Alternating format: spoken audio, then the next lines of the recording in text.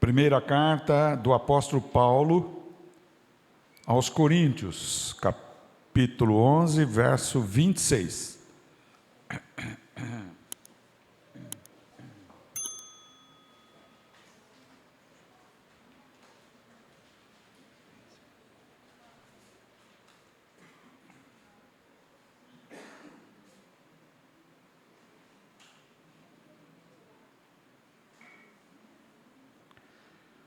Porque todas as vezes que comerdes este pão e beberdes este cálice, anunciais a morte do Senhor até que venha.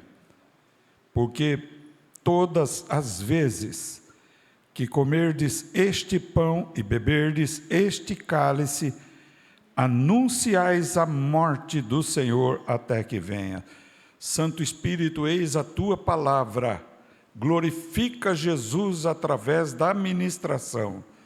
Tu és o Senhor, tu és o que ocupa o primeiro lugar, glorificado e santo, e louvado e bendito seja o teu nome para sempre. Amém, Senhor. Amém. Pode sentar, irmãos. Glória a Deus.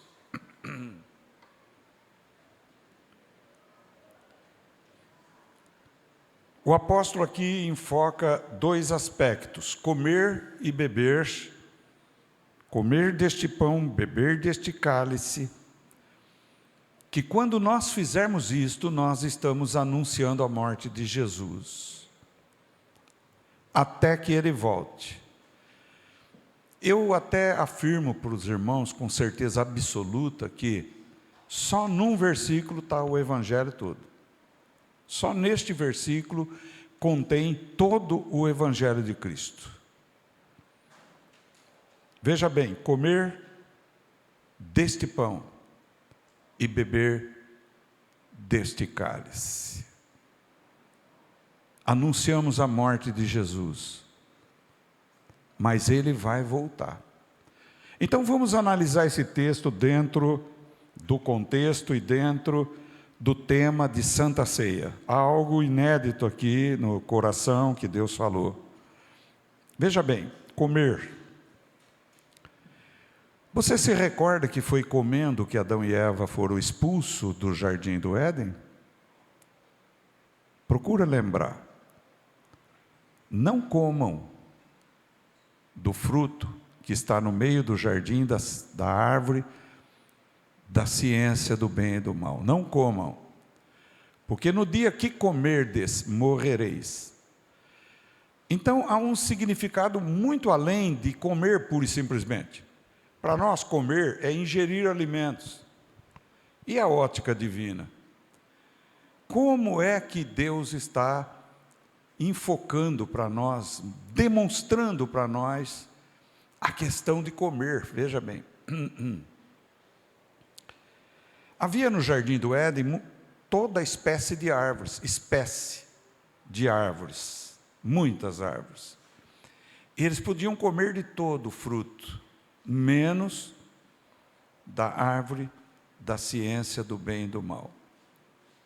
Dentre as árvores, há uma árvore no jardim do Éden chamada a árvore da vida. Então tem duas árvores diferentes das que nós estamos acostumados a ver aqui na terra, certo? Uma é a árvore da vida e a outra é a árvore da ciência do bem e do mal. Deus não proibiu deles comerem a árvore do fruto da árvore da vida, mas proibiu de comerem do fruto da ciência do bem e do mal. Perceba uma coisa bem clara, olha, é simples demais para a gente compreender. A árvore simboliza pessoas. A árvore representam pessoas. Veja, no Salmo 1, Deus diz que bem-aventurado o varão que não anda segundo o conselho dos ímpios, não se detém na roda dos escarnecedores, mas tem prazer na lei do Senhor e nela medita de noite e de dia. Será como uma árvore plantada junto a ribeiro de águas, a qual dá o fruto na estação própria. E não são assim os ímpios, mas são como a moinha que o vento espalha. Tudo que o justo fizer prosperará. Bem, basta até aí. Deus nos compara com árvores. Neste mesmo sentido, João o Batista, o precursor de Jesus Cristo, conhecido em Isaías como a voz que clama no deserto. No deserto, as pessoas não param para ouvir, porque o sol é escaldante. O vento é forte e à noite há muito frio. Olha bem, então, quando diz a voz do que clama no deserto, significa que clama num lugar onde é difícil as pessoas ouvirem. E João Batista pregava o arrependimento de pecados. Semelhantemente, nós estamos num deserto, onde as pessoas, por causa deste deserto que é a vida, problemas financeiros, econômicos, problemas familiares, não param para ouvir a palavra do Senhor. Aleluia. Presta bem atenção. E neste deserto, os verdadeiros pregadores estão pregando: arrependei-vos e crede em Jesus, porque está perto o reino de Deus. Vai fazendo as suas comparações. Este João Batista, que pregou o arrependimento, disse: eis que o machado está na raiz das árvores, e a árvore ruim será cortada e lançada ao fogo. Ou seja, árvores lançadas ao fogo. Ele está falando de árvores? Não. Ele está falando de pessoas, de seres humanos. Ele não está falando de árvores, laranja, pera, maçã, poucã, etc., abacate, uva e etc. Ele está falando de pessoas, de seres humanos. Noutra feita, Jesus, no Evangelho de Mateus, capítulo 7 ou 8, ele diz o seguinte: vós conhecereis as árvores pelos seus frutos. Ou seja, tanto o salmista Davi, quanto João Batista, quanto Jesus Cristo estão falando de quê? De nós, seres humanos. Vocês hão de conhecer os verdadeiros profetas de Deus pelos seus frutos, não pelos seus dons, mas pelos seus frutos. A árvore boa produz bons frutos. As árvores más produzem frutos maus. Então note bem uma coisa: o que é árvore? Somos nós. O que é fruto? Nossas ações, nossas atitudes, nosso comportamento. Se nosso comportamento for bom, nós somos de Deus. Se o nosso comportamento for mau, nós não somos de Deus. Veja bem. Não são nossas ações que nos salvam, é o sangue de Jesus. Porém, quando entregamos a vida para Jesus, nós somos uma árvore enxertada na oliveira, verdadeira. Deixamos de ser jambuzeiro bravo e passamos a dar frutos para a glória de Deus, porque fomos enxertados na oliveira verdadeira. Isso diz Paulo. Bem, vamos agora voltar um pouquinho. Então, quem era a árvore da ciência do bem e do mal? Acho que ficou claro quem é. A árvore da ciência do bem e do mal é Satanás.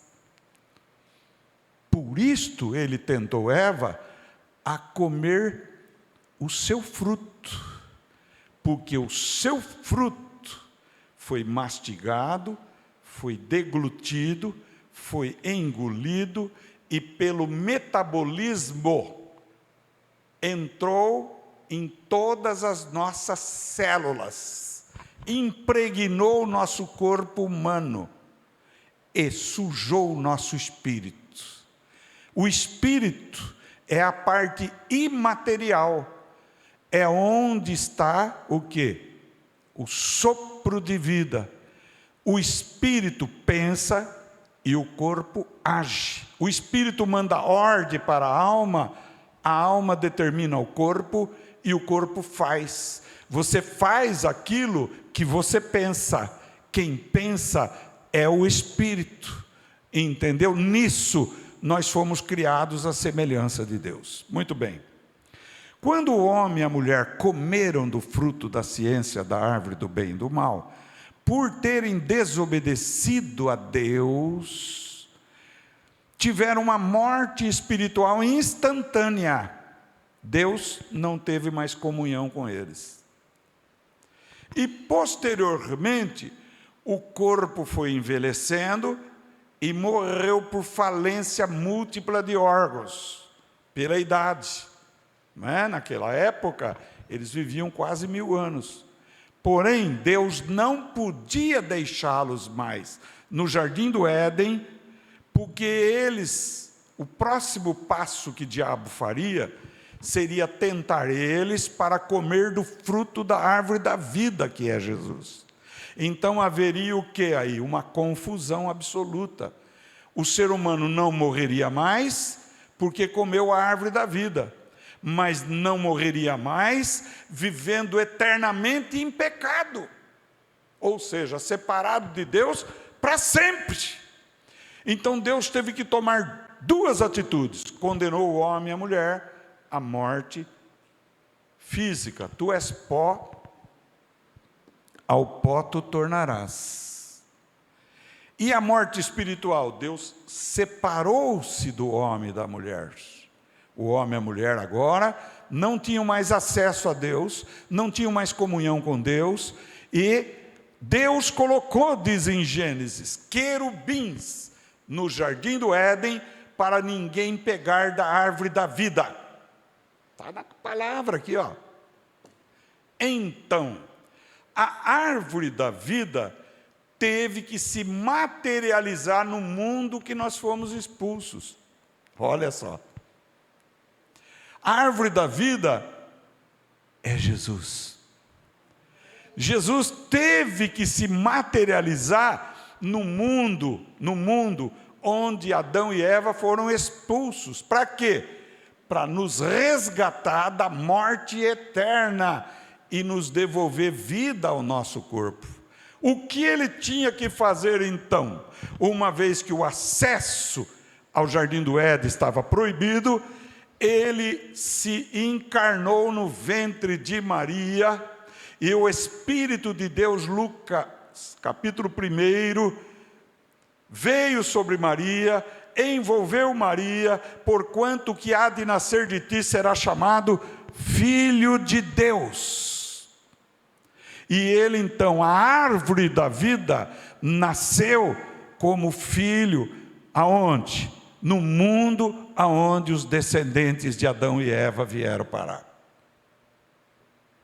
Agora, só que,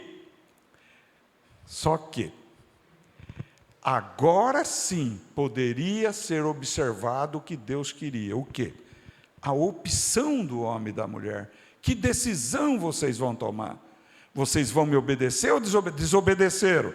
Então Deus deu a oportunidade para mim, para você, para nós, para toda a raça humana, de se arrepender dos pecados, inclusive do pecado que Adão praticou, e nós, como filhos de Adão, trazemos a descendência no nosso sangue, na nossa carne. O pecado já nasce conosco, porque somos descendências de Adão, sujeitos à morte, e ninguém pode negar isto, nem o maior cientista da face da terra. Quando chega num velório, está lá: tu és pó, e ao pó tu tornarás. Ora, a palavra de Deus é verdadeira e eterna. Uma vez que essa premissa está certa, a outra também está. Qual? Em verdade vos digo, aquele que ouve a minha palavra de Jesus e crê naquele que me enviou, tem a vida eterna. Oh glória! Já que morrer está na Bíblia e é verdade, salvar está na Bíblia e é verdade. Aleluia! Compreende isto? Mas para isto é preciso parar no deserto que nós estamos. Que deserto? Internet, celular, WhatsApp, distrações, entretenimentos de toda espécie. Parar para ouvir o que Deus está dizendo. E Deus está dizendo: em verdade vos digo, o que ouve a minha palavra e crê naquele que me enviou, tem a vida eterna. Ora, só pode crer e se arrepender quem ouve a palavra de Deus no deserto desta vida.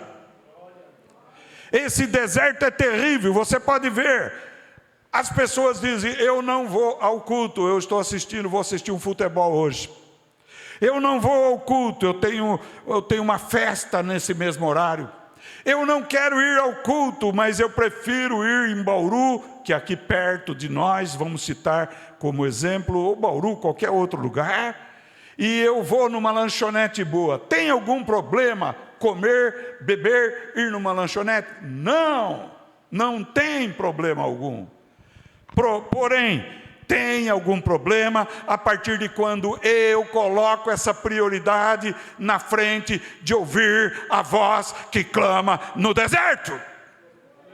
Aí está a diferença. Aqueles que pararam e ouviram João Batista foram arrependidos e pediram o batismo.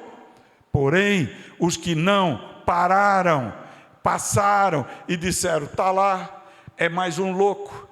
Ele se veste com pele de camelo, ele come gafanhoto, este homem é um doido, eu não vou ouvir ele. Mas não é isso que dizem de nós pregadores nos dias de hoje. Aquele homem é fanático, aquele homem é louco, aquele homem é isso, aquele homem é aquilo. Eu vou trabalhar, eu tenho que ganhar o pão de cada dia, senão eu não vivo. Mas Jesus disse para o diabo: nem só de pão viverá o homem. Jesus não negou que o homem, no sentido geral, precisa do pão para viver. O que ele disse é: nem só de pão viverá o homem. Por quê? Porque nós precisamos do pão de cada dia. Porém, nós precisamos do quê? Da árvore da vida, que é Jesus Cristo. Nós precisamos ter vida, e quem dá vida é Jesus Cristo. Para você poder vir ao culto e ouvir a palavra, você paga um preço. Qual é o preço? Não vou agora, meu amigo, porque agora eu tenho culto. Não vou agora na lanchonete ou no churrasco nesta hora, porque nesta hora eu tenho que ouvir a voz que clama no deserto. Aleluia! Eu agora quero ouvir o que Deus vai falar ao meu coração. E a Bíblia é clara quando ela diz, Romanos 10, 17, a fé vem por ouvir. Ouvir o quê? É a palavra, não é modernismo, não é fazer vocês dar risada, mas é a palavra. Por quê? Porque quando a palavra cai no nosso coração, nós somos compungidos pela palavra, confrontados pela palavra, e passamos a ter desejo de ter a vida eterna. E para ter a vida eterna, primeiro eu ouço a palavra, me arrependo dos pecados, e instantâneo Deus coloca fé no meu coração, e pela fé eu sou justificado, porque o justo viverá da fé. Olha a sequência de fatos. Mas o que tem a ver isso com comer? Tem tudo. Quer ver como tem? Jesus diz o seguinte: quando os discípulos não compreendiam, agora eu vou para a parte B, mas isso é tema que pode ser explorado demais durante muitas pregações. Quando os discípulos não compreendiam por que Jesus tinha que morrer, Jesus disse: se o grão de trigo não cair na terra e morrer, ele não nasce uma nova árvore. Olha, não nasce uma nova árvore. O grão de trigo tem que cair, tem que morrer, para nascer uma árvore com trigo. Veja bem. Aí, agora, vamos analisar João capítulo 6, que foi falado hoje durante a ministração do louvor. Veja bem, nada é combinado, viu? É pelo Espírito de Deus. Mas disse: quem não comer a minha carne, Jesus disse, e não beber o meu sangue, não tem a vida eterna. E aí, muitos abandonaram Jesus. Duro esse discurso. Quem pode suportar isso? Como que eu posso ser um antropófago? Como que eu posso beber sangue? Eu não posso beber sangue. Eu não devo comer carne, porque isso é contra a Bíblia. Mas não é isso que Jesus diz. Ele diz: a carne para nada aproveita. As palavras que eu vos disse são espírito e... Isso. E na noite que Jesus foi traído... ele pegou o pão é feito do quê? Do quê? Do trigo. E partiu e disse: tomai e comei, isto é o meu corpo que é dado por vós. Ou seja, esse trigo, este pão, representa o quê? O meu corpo. Não é o corpo, mas representa o meu corpo, que será dado por vós. O que você acha que Jesus fez então? É uma maneira de você comer o quê? Da árvore da vida. A árvore da vida é? Isso. A árvore da vida é? E quem come da árvore da vida tem o quê? A vida eterna. Então veja bem uma coisa: a partir do momento que nós arrependemos dos pecados, entregamos a vida a Jesus de todo o coração, cremos nele com toda a nossa força, ouvimos a palavra dele, participamos da ceia, que mostra o quê? Que ele teve que morrer por nós, que ele teve que ser plantado na terra. Que terra? Na terra, no mundo, onde o homem e a mulher foram expulsos. E agora, eu posso, em memória de Jesus, celebrar sua morte, a vitória que ele nos deu na morte, pela morte, e desta forma representa que eu estou comendo da árvore da vida. Interessante, não? Tremendo, hein? É ou não é? Vocês compreenderam o que eu estou dizendo ou não? Mas tem muita gente que prefere continuar comendo da árvore da ciência do bem e do mal. Tem gente que prefere fazer a sua vontade, como Eva fez, como Adão fez. Vou fazer o que eu quero da minha vida, eu sou dono do meu nariz, eu não ouço voz dos pastores, são todos idênticos e iguais. Veja bem.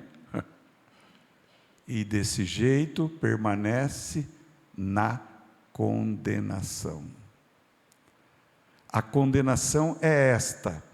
João capítulo 1: a luz veio ao mundo, mas os homens amaram mais as trevas do que a luz, porque suas obras eram más. Olha. Mas todo aquele que ama a luz, vem para a luz, e as suas obras são expostas na luz, e são perdoados por Jesus. Olha só. Então, na Santa Ceia, nós estamos declarando: Jesus morreu por mim.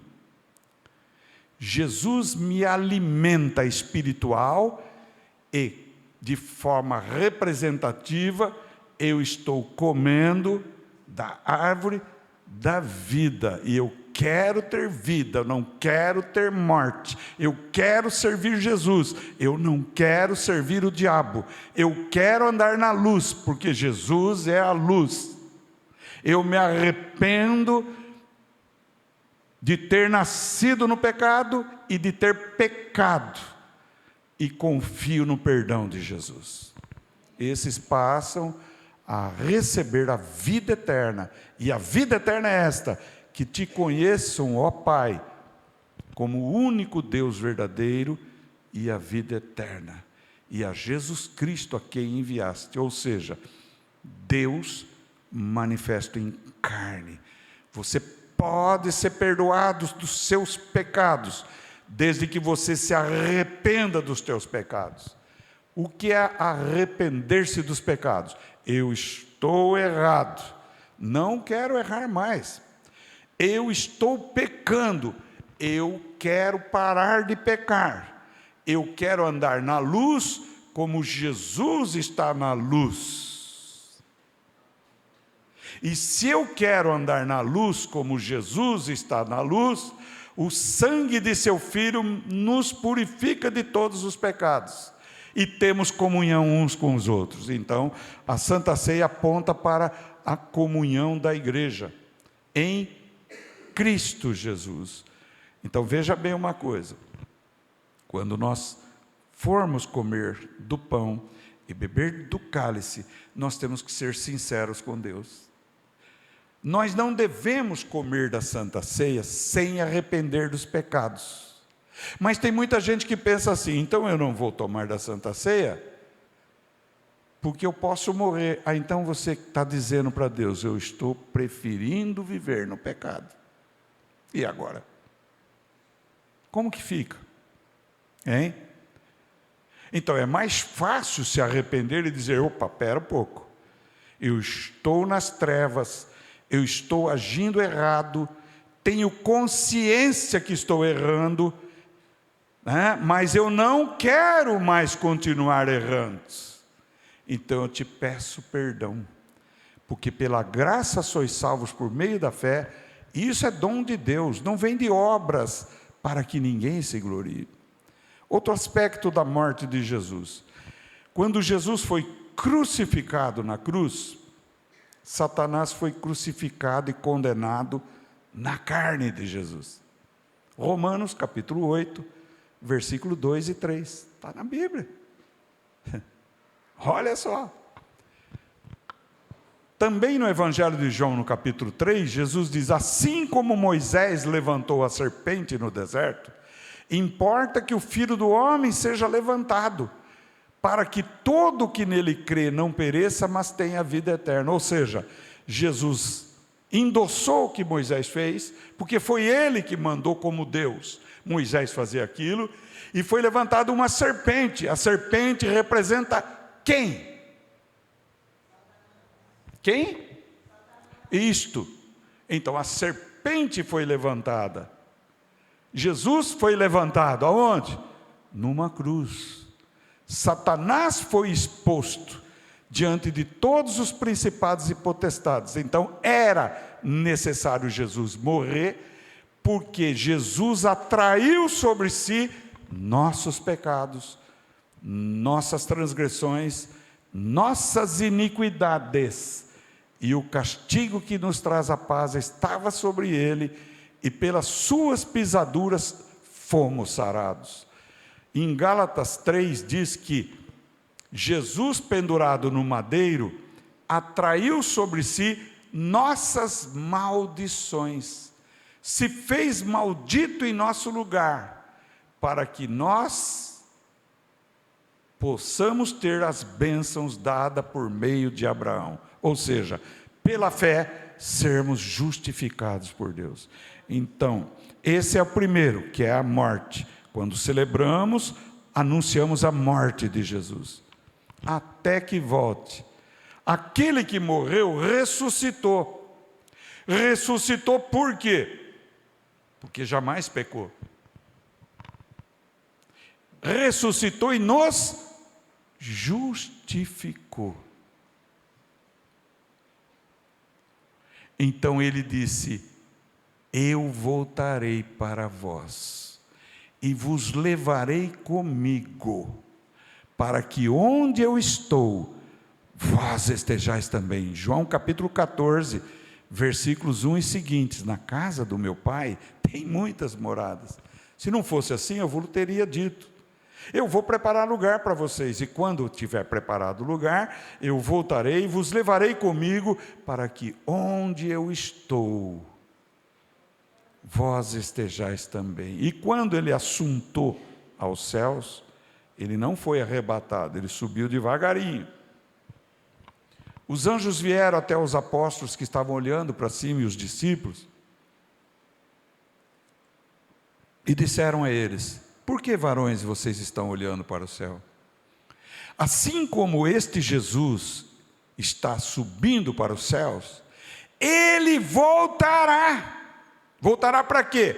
Para buscar os que estiverem vivos, através do arrebatamento da igreja, e depois na parousia, na aparição visível de Jesus, e ele reinará por 1000 anos. Você quer reinar no reino de Deus com Cristo em Jerusalém por 1000 anos? Quem quer? Levanta a mão, quero ver. Isso, então você está prestando atenção, isso é bom. E depois eternamente com Deus e para sempre. Essas são as palavras.